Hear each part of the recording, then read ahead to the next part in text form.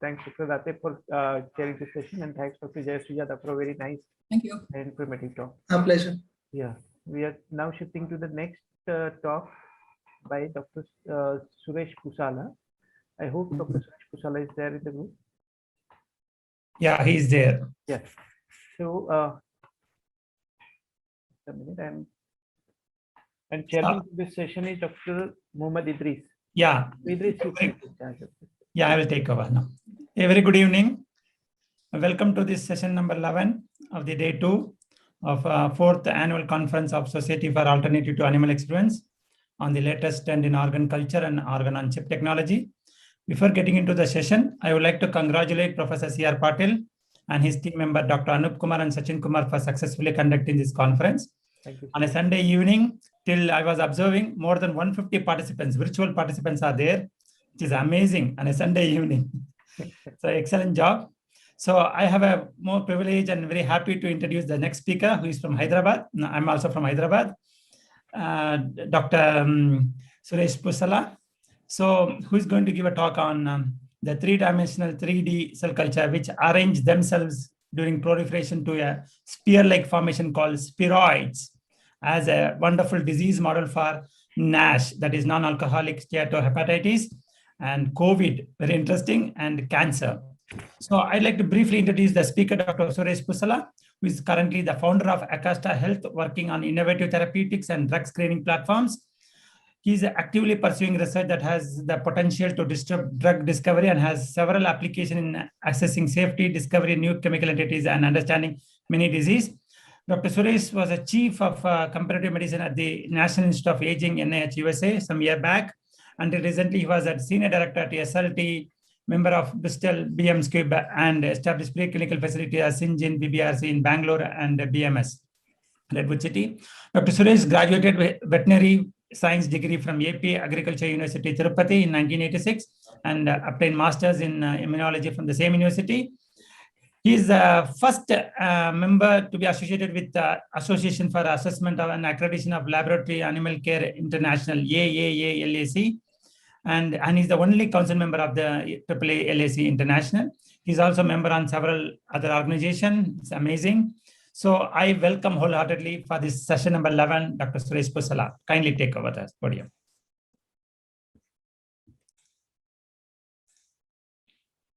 Thank you for the kind introduction, Dr. Idris. It was very generous of you to say so many good things about you. And I ran into the memory lane of past myself. So appreciate that. And I thank the organizers and especially Dr. Akbar Shah for inviting me to give this talk. And I also see many friends on this platform and several speakers, several listeners on the YouTube, so which is exciting. Subramaniam Vangala is one of my friends and close colleagues. We work together, and of course, Vijay Pal Singh is also a close colleague for me. So I wish all of you the best, and looking forward to working with more of you in the future. Today, I'm going to talk about, I'm going to go into slide mode. Everybody see my screen? Yeah, we could see. Kindly put it in. Yeah, fantastic.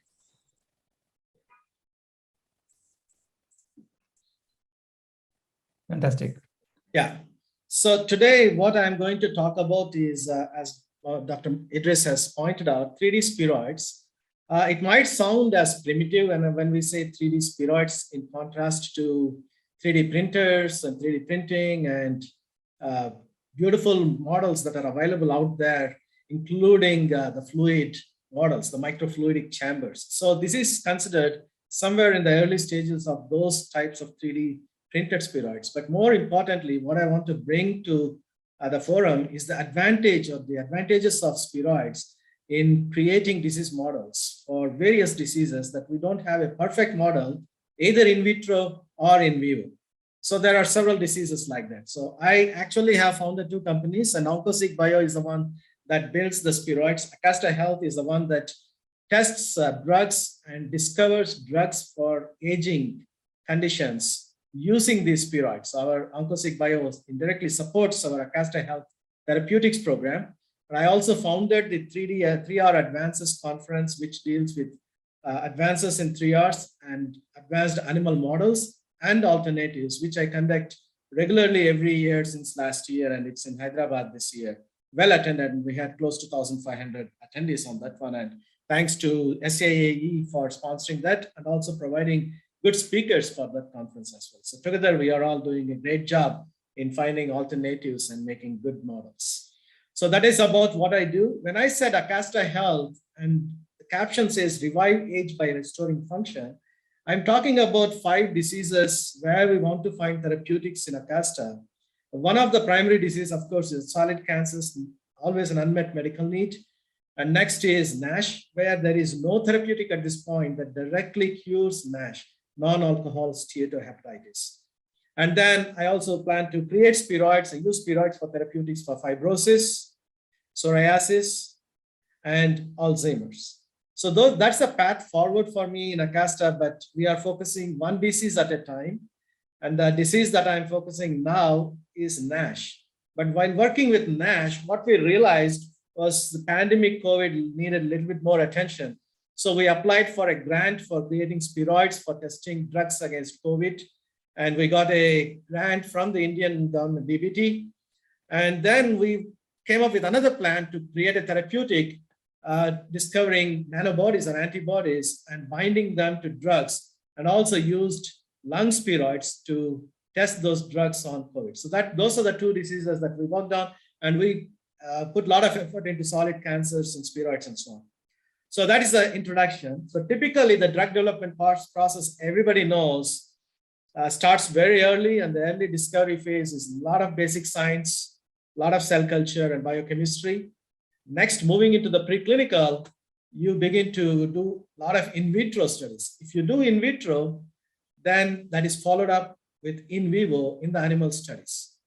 However, there are a lot of limitations. I'm a veterinarian and a PhD in pathology and immunology, but I can tell you that animal models are there, and we have used animal models to get approvals and discover many drugs, but there are limitations to animal models. One is the differences at the genetic level between the human and the animal is quite diverse. There are big species differences between the animals, even if we take monkey, mouse, or rat, or sheep. There are different drug responses in between, and many, Subramaniam can easily agree to that. And we all know that it's very true, because many drugs have been pulled off the market or never succeeded in humans after being very successful in animals. And then there are techniques that induce variations in animals, the collection of the blood to the range of collecting fluids and metabolism within animals. Everything, all the techniques are different. The stomach in a cow is not the same as the stomach in the human being. So there are many differences, and we all know that. But today, let us focus on the in vitro. When I say in vitro, which is an alternative to animal testing, not all the in vitro tests available there can replace animal. There is potential for some of them to replace an animal. And that potential lies with 3D models, like 3D printed organs or 3D printed models, microfluidic chambers, and spheroids. So those are the disease models where that is the target for us today in our talk. But of course, there are in vitro models that the previous speaker has spoken about: toxicity, drug testing, basic life sciences, which is a lot of it, tissue engineering. And we also test nutraceuticals and foods. And of course, for drugs, we use many monolayers and many in vitro models. But in this current space of regenerative medicine, that is where I see a lot of scope for spheroids and 3D models. Here, because we are trying to build an organ and imitate an organ to grow with growth factors or stem cells.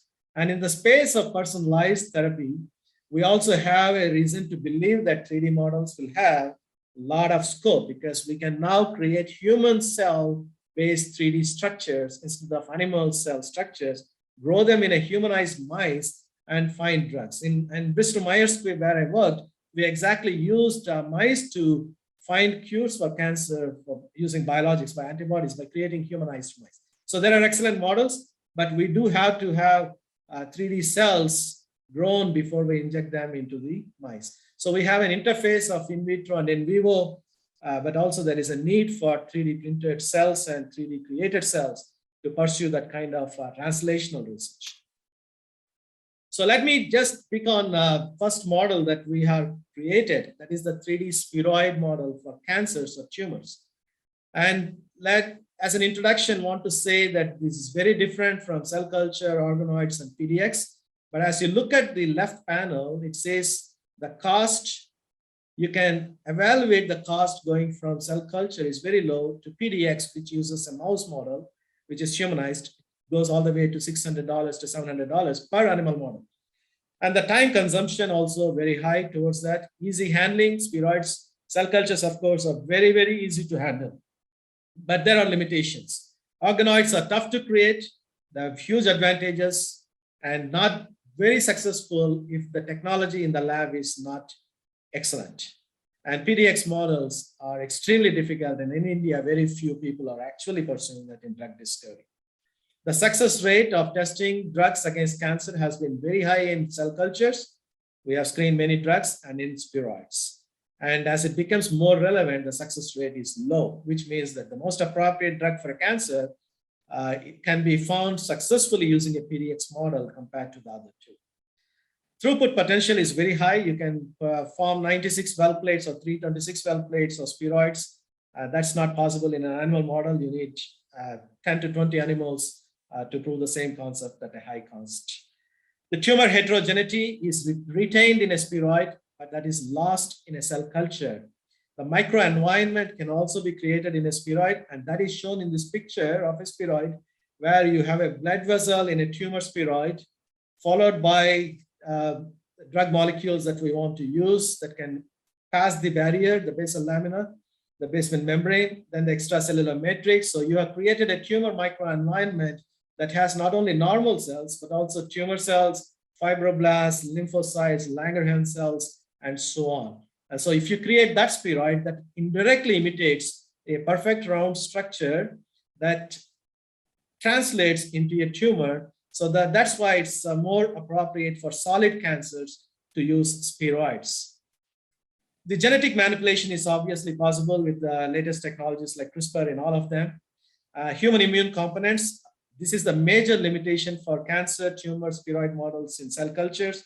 You cannot have human lymphocytes, Langerhans cells, all on the same plane. You have to put them on top of each other. And that is not how they behave in the body.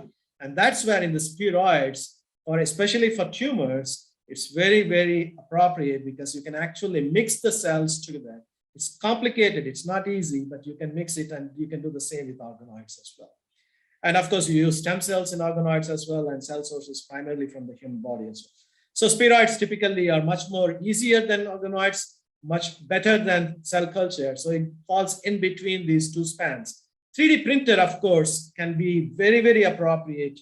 And that is important for us to understand. But tumor models on a 3D printer is very difficult because of the size of the tumor cells are different. But a 3D printer can print a kidney, liver, lung, heart cells, which are uniform in size on top of each other. And 3D printer technology of 3D models can be appropriately used for understanding the toxicology, the drug interactions, understanding the metabolites, but probably not that useful for creating a tumor microenvironment or a macroenvironment.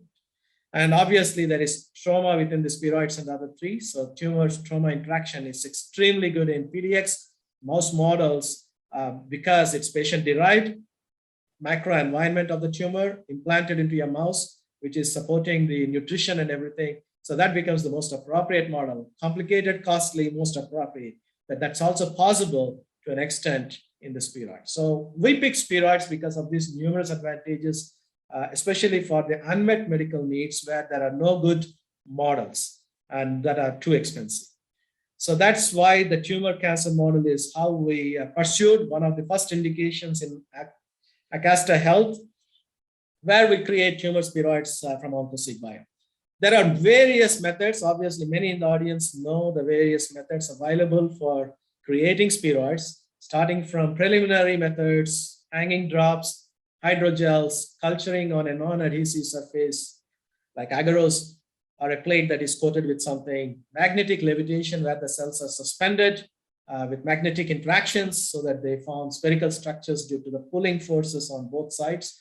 And then we can use 3D scaffolds or in skeletal structure to actually create a round or rectangular, any kind of scaffold 3D structure that you want. And obviously, many speakers yesterday have talked about microfluidic systems. So all these things can be used using spheroids or creating spheroids. The microfluidic system obviously will imitate the entire organ or a human body if it's very advanced microfluidic system. So that's the most advanced of all. But if you are looking at a disease model, you can create a spheroid with any of these technologies. In our lab, we have created 3D technologies using hydrogels and culture of non-adhesive surfaces and 3D scaffolds. And we have been very successful, but there are limitations to hydrogels and hanging drops. The structures are not tight, they're very loose, they fall apart, and there are numerous disadvantages. But as you enhance the lab, co-culture the cells, and create an environment with growth factors and medium, and also some fine fibers or fibrils that use many structures that are found in the extracellular matrix, you can create a perfect spherical round spheroid that is appropriate. The major applications from what we see for 3D spheroids in the future for R&D is in anti-cancer drug testing. Obviously, nanoparticles are appropriately to be tested in spheroids because a monolayer will not have a basal surface available for the nanoparticle interaction. So that's why the spheroids are typically important. Pratiksha is working on nanoparticle spheroids interactions. And there are several scientists, especially Dr. A.B. Pant yesterday gave a very elaborate spheroid organoid model that is coming up in his institute in Lucknow. And neurodegenerative disease is a very good area to create brain spheroids. And Thomas Hartung has worked extensively on creating brain spheroids as well. In our lab, we are successfully creating hepatospike spheroids for liver function and liver diseases, especially for MASH. So obviously, to summarize, what are the benefits? So far, we have learned about how to create spheroids, why it's important to understand them, why is it easy to implement and use for drug discovery and create models. Here are the benefits of using spheroid models. One, it's convenient to design an experiment. 96 well plate, 320 well plate plates can be created with spheroids. You can screen drugs just like a monolayer, but with the advantage that it exposes the cell surfaces, interactions. You can do co-cultures which are not available in monolayers. There's a wide range of culturing platforms can be used. That's the plates and slides and petri dishes. High throughput screening is still possible with advanced confocal microscopy available. You can get 400 images in 10 minutes instead of 30 images under a light microscope. So high throughput screening is possible. You can collect the supernatants and do cytokine assays and many assays. Co-culturing ability, this is one of the most important things that is available in a spheroid technology. The results are very reproducible because of triplicates and duplicates of spheroids that you can have right next to each other. And here are spheroids we have created with multiple staining methods where you can stain for actin, vinculin, vimentin, any biomarker of your choice, or even DAPI to know the cell nucleus and so on. So we can create all these things. There are numerous advantages of spheroids. I will not go too deeply into this, but to create a cancer spheroid, we have either used cancer stem cell or cancer cells directly from the patient or cancer tissue from the patient. So we can create spheroids using any of this. And this can be used for drug screening, discovery, and sensitivity assays. You can use it for many omics, genomics, proteomics. You can compare the tumors with the target therapeutic. We can model the tumor microenvironment and also check VEGF and all those factors for angiogenesis and so on in a circular spheroid that has endothelial cell capillaries as part of the co-culture. And you can put the spheroid into a mouse and create a PDX xenograft model, and thereby your spheroid can grow to unlimited spherical dimension. In a well, it is restricted to probably the small 500 micron size to 1 millimeter, 2 millimeter size max, but in an animal, it can go up to 5 millimeter size. So that was possible. And in fact, some of the tumors can grow up to a centimeter, animal tumors, if you implant it at the right region in the flank. And subrenal implants are much smaller because they're right under the kidney capsule. And you can also create translational research with spheroids by biobanking all the spheroids from tumors and then using them for profiling later on. So there are numerous ways to do this. Solid cancers can be replicated in the spheroid platforms. You can create it in vitro. Spheroids resemble tumors and create the macro and micro environment that the tumors have in the real life. And you can have multifaceted studies with spheroids ranging from omics all the way to drug target therapies and so on. So at Oncosig Bio, what we have done is we have created models for cancer, NASH, COVID, fibrosis of various organs, and infectious diseases. And that's what we are contributing to the 3 Rs, where replacement of animals and reduction of animals is primarily considered as the top 3 Rs. And refining deals with reducing the pain in the animal. For that, you have to use an animal. So those are advances that we are making. And here we are showing the spheroids that we have developed. We can fluorescent stain, and they look really, really beautiful spherical structures where you can disseminate the information much better. So let me move to the next slide. And there's so we touched on cancer, we touched on spheroids advantages and how we create them. Next disease that we created a spheroid is NASH, or non-alcoholic steatohepatitis. In fact, I would like to convey that NASH is one of the primary diseases that is coming up in diabetics. 40% of diabetics may end up having NAFLD, which is non-alcohol fatty liver disease. That's a preemption to NASH. And 25% of these patients can have NASH. And 2% of patients with NASH can actually develop cancer of the liver. So this is very important to understand. So steatosis, fat, to NASH, cirrhosis, and cancer. This is the complex disease, metabolic disease. There is no cure at this point that directly removes NASH once the insult has set in. And there is a lot of funding available for NASH, and there are very few models available for studying NASH. Monolayers are not at all good for NASH because there are a lot of cells interacting, fat cells, fibroblasts, liver cells, Kupffer cells, myoepithelial cells, endothelial cells. And to have all of them in a 2D culture is virtually impossible. 3D, it's possible if it's a spheroid, and body on a chip, it's possible. And there's, of course, an animal model where you feed high-fat diet that is deficient in an amino acid called choline, and that's considered an animal model. But that animal model forms in very fast manner within 2 to 6 weeks, and that's not how NASH forms in a human body.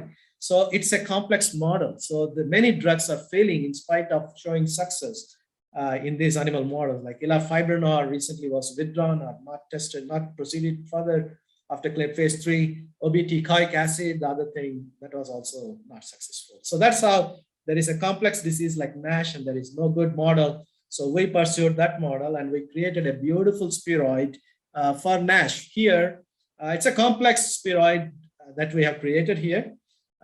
We had to induce fat insult to the hepatocytes. So we had to feed them with fat. Next, we had to induce injury or inflammation mediated by the fat. Then we had to have chronic injury to the cells so that it can react and secrete collagen, which is hallmark of cirrhosis or hepatic injury. So that is the later stage. And then you have to measure all these biomarkers. And these markers don't come from one cell, so it comes from multiple cells. So our spheroids of NASH have several cells within them, ranging from hepatocytes, myofibroblasts, Kupffer cells, endothelial cells, and of course, fat. So these are multiple cells. The only missing component right now in our spheroid are the lymphocytes and other cells that are integral part of the liver. We plan to do that co-culturing as well as we move forward. But just to give a typical picture of what's happening here, I want to play this video. So what we do is we create a spheroid, and under a confocal microscope, we actually turn it around. Let me go back to the slide. We'll come back to COVID soon after that slide. So when you use Z-stacking of these images, you get sections at different planes. Like it's a 500 micron spheroid, so you can get like 100 or 500 sections, 200 sections or 300 sections of the spheroid. As you go to the core, you see a necrotic zone and the mantle zone, the translational zone, where the nutrient gradient is going from here to here, and the excretory or the waste gradient is going from center to the periphery. The healthier cells are around the periphery, but to form a round spheroid out of hepatocytes, it's not easy because we need another cell component that keeps it spherical. So here we are showing just one biomarker, collagen, and TGF is a major promoter of that. So we created a hepatocyte injury model with fat, used TGF beta and promoted collagen 1 synthesis. And now that is hallmark of NASH disease. COL1 is expressed very high. So this green fluorescence is all COL1. And now we are showing the control spheroid with no fat and no TGF-beta shows very little fluorescence for COL1. And the TGF-beta insult, this COL1 is obviously coming from myofibroblasts and fibroblasts within this spheroid, but also hepatocytes a little bit. So there is a higher expression of COL1. So let's move on to the next disease where you see a turning spheroid where we have tagged pseudovirus for COVID. So this is a different model. So we are moving from NASH into COVID pseudovirus spheroid model where we got the funding from DBT and we created the spheroid and we tested some drugs. And most importantly, here I have mentioned that we have created a nanobody antibody drug conjugate. We patented this along with my partners, both Subramanya Mangala, who is on the audience, and also Uday Saxena and a couple of other universities that interacted with us. And we are doing this final nanobody drug conjugate screening in HASE2 knockout mice at Cornell University this month. So that is the patent we have. It's a fallout. This discovery was a fallout of a spheroid that we created in our OncoSeq lab. So here we tag the pseudovirus that goes and directly binds to the A549 lung cell spheroid in this model. And pseudovirus has high intensity fluorescent binding. If you treat it with remdesivir, it falls down. When you treat it with nanobody, it comes down because they are binding to the nanobody is binding to the ACE2 receptor on the lung cells, thereby preventing the virus from binding. So the virus binding goes down. And then when we combine nanobody with the remdesivir, the drug, it comes down as well. And of course, there is a test drug. Obviously, I'm not naming, but you can test any drug of your choice on this spheroid now for COVID activity. And we have done and provided that service to several students and several labs within India for free. So that's a service that we have done for COVID as a company, contributed spheroids, and we can test them. Of course, you can do the same on monolayers for COVID. That spheroid is absolutely relevant, beautiful model with more interactive space and much more results are possible. Well, anyway, I'll not touch too much into nanoparticle and neurodegenerative. Obviously, there is scope for using 3D cell culture or better models for these things because the drug interaction and toxic mechanisms can be appreciated more. The cell transport is much more different in a 3D compared to the 2D.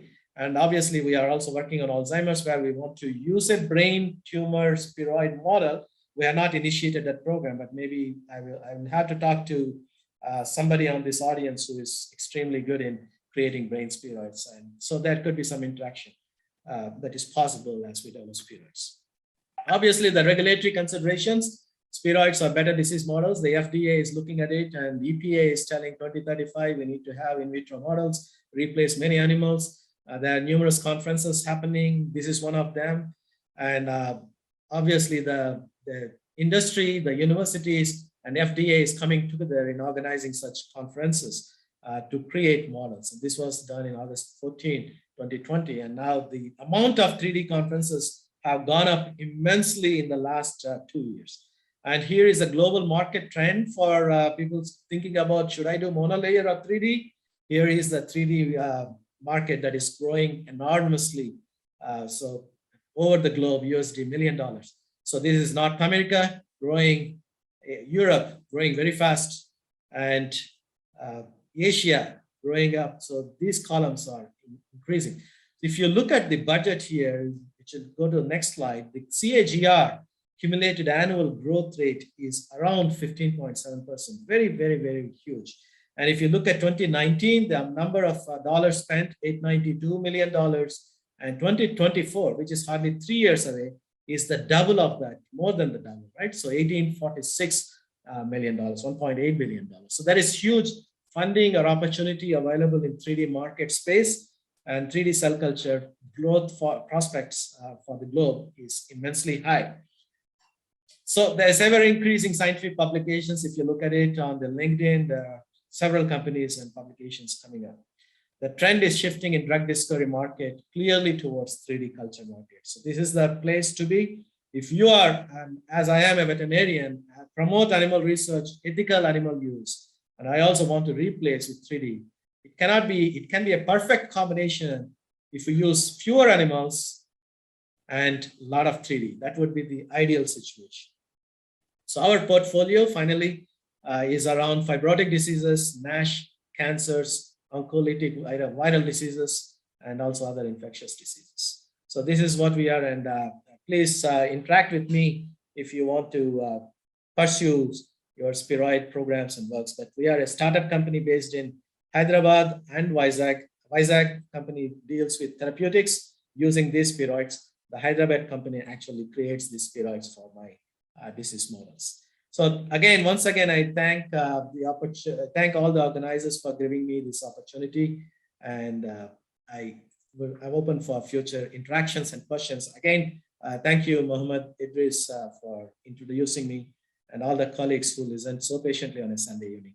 And special thanks to Dr. Akbashir. Thank you. Thank you, Dr. Suresh Pusala. It was an excellent presentation in science. So you are showed the excellent R, one of the best R to the replacement against any animal models here. So I have one basic question and one applied question with reference to your talk. And I think we can take a few questions also from the audience. You have managed the time. So my basic question is, how similar are these spheroids against human or other animal models? And what amount of genes or proteins express these are present in these organoids? Yeah, a very good basic question. That definitely depends on the disease model that you're trying to create. In a cancer, the mutations happen all the time. The antigens, the neoantigens continuously change. And without a proper macro environment, the cancer antigens are expressed differently. So the genetics of cancer changes if it comes out of the human body. In fact, the same cancer type from one person to another person is not the same. That is why I think using cancer spheroids as cancer models, you need to have a lot of replicates of that spheroids to cut that risk, and passaging them numerous times also brings down the relevance of the cancer model. But basic things can still be studied. So the complicated things cannot be, but basic things can be studied because much of the genes are conserved, and the macro environment and the micro environment on the tumor is conserved. So obviously the PDX in the animal is a better model than a spheroid. But spheroid definitely has some limitations for cancer. But for other diseases, the spheroid models are useful because there is no animal model available, or there is very little genetic manipulation changes that happen. So a liver disease like NASH has fat, fibrosis, cirrhosis, and cancer.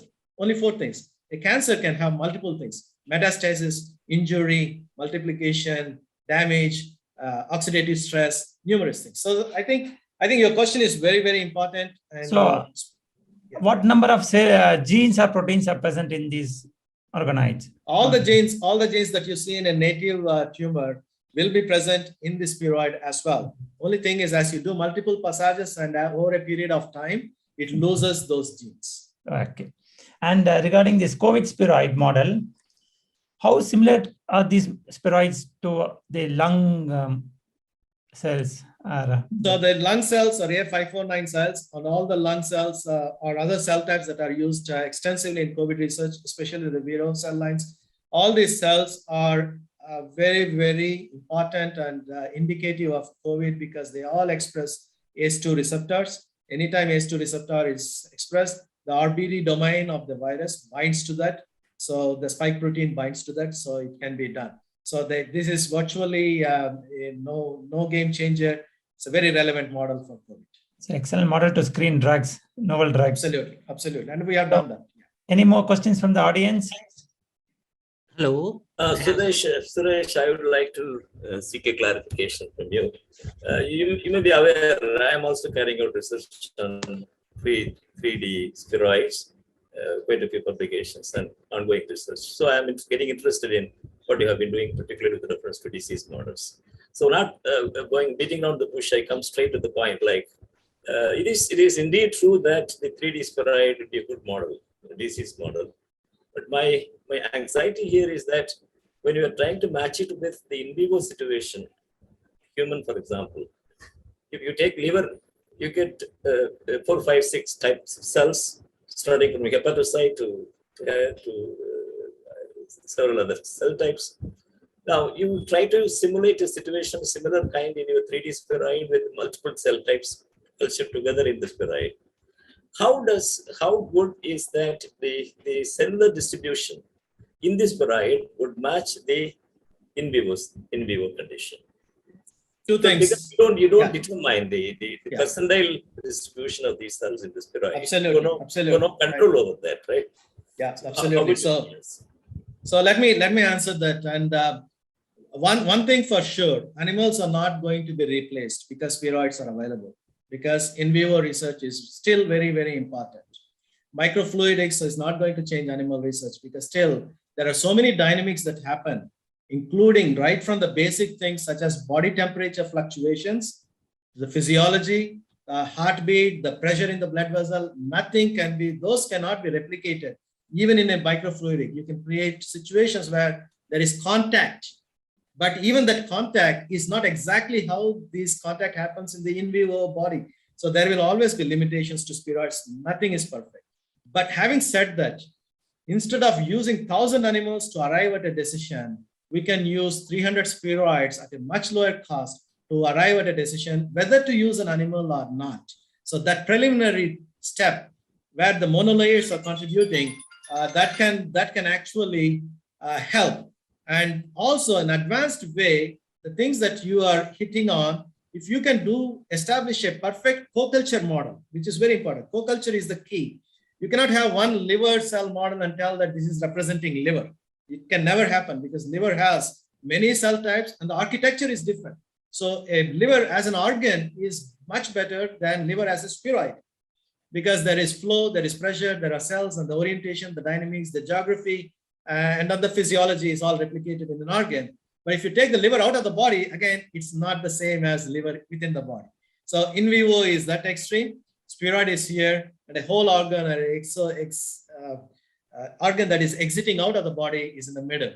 So obviously, for the spheroids to reach the full potential, what we should do is to have multiple spheroids co-cultured in the same well, number one, and multiple spheroids fused together to form a supernatural spheroid that expresses many, many cells, but still looks spherical. But it is very close to getting close to an individual organ. So that is how I plan to tackle that problem. Maybe by 2025, we will have created a perfect spheroid for some diseases, but not for all. Right now, I'm working on a Mycobacterium tuberculosis spheroid, which is not easy because Mycobacterium, the TB organism, doesn't go into the lung as an organism. It goes along with macrophages, engulfed by macrophages, surrounds itself by neutrophils, macrophages, injuries, cells, and there is necrosis. Then there is encapsulation, calcification. So that is an environment. That's not a spheroid. And it takes over a period of 6 months to 1 year. And a spheroid, we are trying to create it within 3 days to 15 days. So there's a lot of gap here as well. So the spheroids have challenges. But with the current available knowledge and everything, and with the resources especially, it's extremely expensive to create PDX and 3D printed, but extremely cheaper to create spheroids and organoids. But within the spheroids, if you have a lot of innovation, then you can have a better spheroid that indicates and that's where I'm for saying. So I completely agree with you on the challenges that you are facing. We should talk more on that. Right. Suresh, it's indeed a long way to go, and I wish you success, Suresh. right. And I'll do my best to Yeah, contribute. it's a long way. But I have brains like Subramaniam helping me. So. Yeah, no, I haven't helped you much. Suresh, very, very good presentation. I think I heard first time your actual presentation, although I know your data and everything. Here's my challenge. I mean, I've been in the industry for 30 years now. I mean, I probably pushed hundreds of molecules from preclinical toxicology into the clinical arena. And every time we push it, we thought the best molecule we pushed into the clinic, boom, you find all kinds of barriers, walls in the clinical situation. We had it. So when if you look at the FDA approval rate from 1996, they had 40 compounds approved. Even today, they have only 40 compounds. We haven't reached that barrier to 100 compounds FDA approval after phase 3 trials. This is a major issue. I mean, we are spending a lot of time on innovation in the drug discovery area. What we are forgetting is the regulatory challenges. Okay. Agree. That's what I say today also. Because if you don't have a model that regulatory mandates it, for example, people using HepG2 cells, HepRG cells, and all these transformed cell lines, doesn't matter to the FDA because the human cells don't transform, liver cells don't transform, they don't grow in culture. Whereas any HepG2 cells or anything you use, they grow in culture. That's a difference, total difference from primary cell to the human, Exactly. to the transformed cell. So a lot of people still use this in vitro and try to do it. I'll tell you my major problem I face, right? There are drug transporters and drug metabolism enzymes, right, in a liver, right? If I take the hepatocytes out and I look at the drug metabolism enzymes, within a week, they come down. They almost at basal levels, very, very minimum. Whereas drug transporters, they were not there in the day one. They try to express over 70. Now what you have is, when I have drug metabolism enzymes, I don't have drug transporters. When I have drug transporters, I don't have drug metabolism enzymes. This is the conundrum that we could not maintain in vitro. Totally agree. If you want to do a 2-week toxicology study in animal, and you want to do these spheroid models and everything to do 2-week toxicology study, you can never do it unless you get all these expression systems Absolutely. rightly expressed. So I've been focusing on PBPK model to get these two drug metabolism enzymes and transporters co-expressed together. And again, they maintain for 2 weeks to 3 weeks. That is the ideal model I'm looking for. Basically, Exactly. Manny, I think, Subramaniam, I think you are talking about spheroids as toxicology models, which is very, very difficult because of biotransformation, transporters, all those things. I'm not even pursuing that challenge because it's virtually off my head. But there are people like Christian Pelevozan here who has successfully created a skin model, has been very lucky with it. It's a low-hanging fruit. And that's FDA approved as well. And then the next speaker is Ankita. You need low-hanging fruits, no doubt about it. Yes, we need low-hanging fruits. Liver is the next low-hanging fruit as a disease model, but not as a toxicology model. It can never replace an animal. That is a barrier. That's a barrier. Toxicology is the barrier. And obviously, I'm happy to note that Ankita Pandey, the next speaker, will be very happy to note that Thank we're you. all trying Thank to you very remove much. the reduce animals. Before concluding, there's one question from YouTube participant. Uma Maheshwari asked, very informative session, sir. I have one doubt. What are macro and micro environment in respect with spheroids and how they affect the progression of spheroids? Could you so the environment around the spheroid that we try to create is exactly what the other speakers, Akbar Shah, was also pointing out, because it can never replicate what is found in an animal. So if you try to, in the animal, let's say one example, let's say a gastric tumor. A tumor is surrounded by its own cells, the microenvironment, and other cells on extracellular matrix, and the dynamics of blood vessels, flow, and everything. So the micro and macro environment is exactly, we are trying to replicate a tumor spheroid that expresses the same things that a tumor should express, that Mohammed Idris has pointed out, without changes in the genetics and everything, molecular biology, biochemistry. And then it should also have components that make the macro environment, which is the fluid, the cellular matrix, the collagen, the connective tissue, the fibers, the blood vessels, and everything. So it's very important. So that's why a spheroid, as it is like a HepG or a liver cell, is not good. A spheroid with all these cell components is much better. That is the macro environment based spheroid that we want to create. Thank you. Thank you so much for this lovely presentation. Thank you. So I will conclude the session number 11. And warm wishes to everyone who participated for this meeting. And over to Professor C.R. Patil. Yeah, thanks a lot, sir.